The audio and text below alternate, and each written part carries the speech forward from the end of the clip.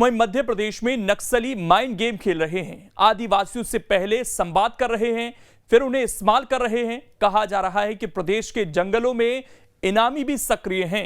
यह रिपोर्ट आप देखिए।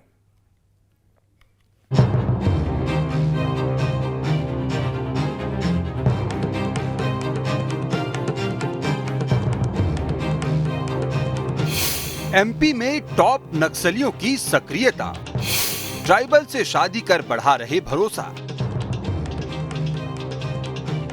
पिछले दिनों जिस तरह से सुरक्षा बलों ने 3 इनामी नक्सलियों को ढेर किया, उससे कई सवाल भी सुलगने लगे हैं। क्या प्रदेश के जंगलों में और भी इनामी एक्टिव हैं? आखिर दूसरे राज्यों से एमपी में एंट्री के पीछे क्या मकसद है? ये सवाल पुलिस के लिए बेहद अहम है। इसलिए बालाघाट और उसके आसपास पुलिस ने अपनी मौजूदगी और बढ़ा दी है। बताया जा रहा है कि वर्तमान में 6 दलम एक्टिव हैं। हर दलम में औसतन 20 मेंबर हैं। मतलब ये कि बालाघाट और इसके आसपास अब भी 100 से 110 नक्सली सक्रिय हैं। सबसे ज्यादा खतरा कान्हा टाइगर रिजर्व को है। कान्हा के घने जंगलों में नक्सली कब्जा जमाए बैठे हैं। इससे पर्यटकों के साथ साथ बाघों को भी खतरा है। कहा तो ये भी जा रहा है कि नक्सली अब इमोशनल माइंड गेम खेल रहे हैं। आदिवासियों की भाषा जानते हैं, स्थानीय भाषा में लोगों से संवाद करते हैं, खुद को स्थानीय लोगों का हितैषी बताते हैं, आदिवासी लड़कियों से शादी कर रहे हैं, रिश्ते बनाकर भावनात्मक जुड़ाव का दिखावा कर रहे हैं ताकि स्थानीय लोगों का भरोसा जीत सके। देखिए, नक्सल समस्या से निपटने के लिए हमारे मुख्यमंत्री जी ने प्रदेश लेवल पर ही नहीं, राष्ट्रीय लेवल पर भी हमारे गृह मंत्री के नॉलेज में लाया है। और ये केवल एक स्टेट की समस्या नहीं है, चाहे आंध्रा हो, चाहे छत्तीसगढ़ हो, मध्य प्रदेश के हमारे 1-2 जिले जो बॉर्डर से लगे हुए हैं, खास करके बालाघाट को अपन बात कर सकते हैं।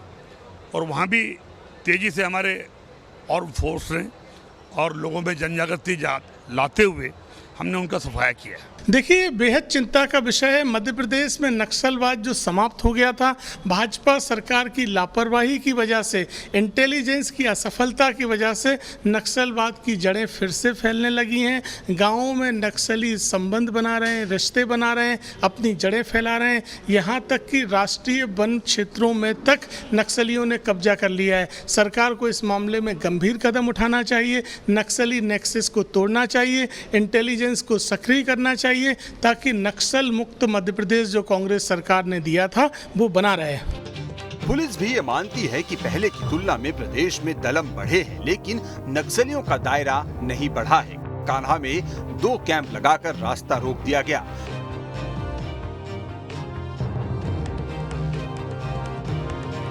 ये आमने सामने की लड़ाई नहीं लड़ते।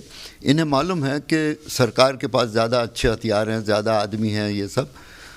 तो जैसे ही कहीं प्रेशर पड़ता है सरकार की फोर्सेस का, तो ये डिस्पर्स हो जाते हैं। ये इनकी फिलॉसफी है, ये बिखर जाते हैं और चुपचाप बैठ जाते हैं।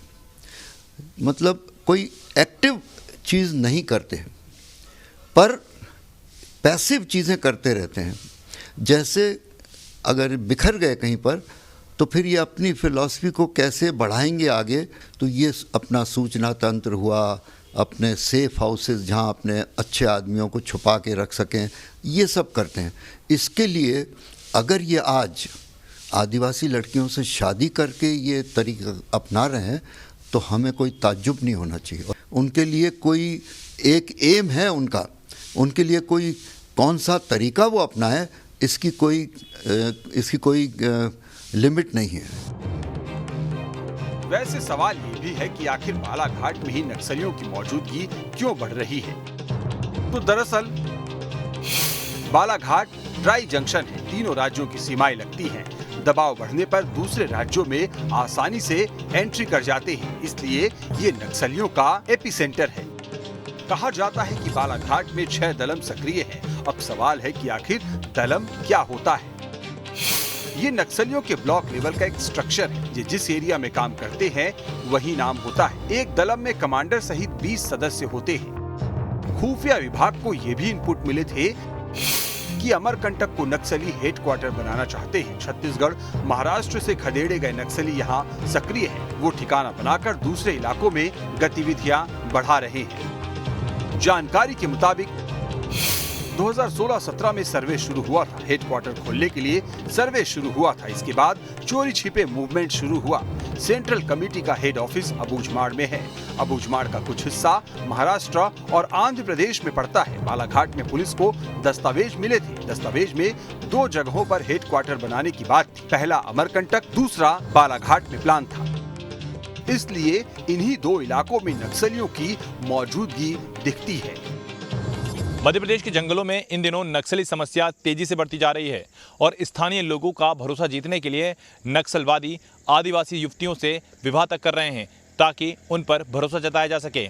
इतना ही नहीं, जो इनामी नक्सली हैं वो भी कहीं ना कहीं मध्य प्रदेश के जंगलों में एक्टिव हुए हैं। ऐसे में मध्य प्रदेश में नक्सलियों की बढ़ती सक्रियता ये बता रही है कि आने वाले समय में ये समस्या काफ़ी बड़ी हो सकती है। हालांकि इंटेलिजेंस और लगातार जो हॉक्स फोर्स है वो इन पर अपनी नज़र बनाए रखे हैं।